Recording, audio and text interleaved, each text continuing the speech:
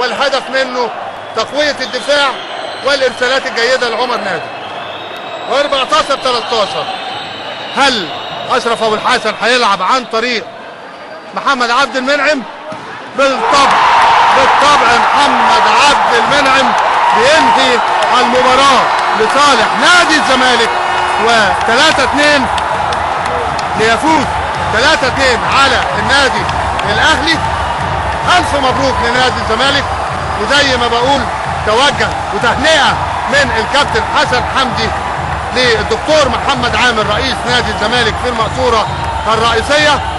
وادي محمد عبد المنعم امام حضراتكم، والكرة الاخيرة التي انهت المباراة لصالح نادي الزمالك. بنقول الف مبروك لنادي الزمالك وهارد لك للنادي الاهلي. بنقول عملتم مباراة تليق بسمعة الكرة الطائرة المصرية، وقلنا في البداية مش مهم مين اللي يكسب، والكابتن احمد مصطفى يسجد شكرا لله على الفوز. بنقول له يا كابتن احمد انت مدرب مجتهد، وبنقول للكابتن نور عطية هارد لك، انت عملت اللي عليك.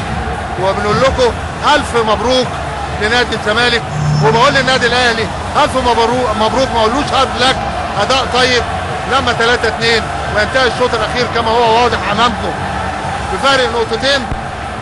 يعني فعلا مباراة شيقة.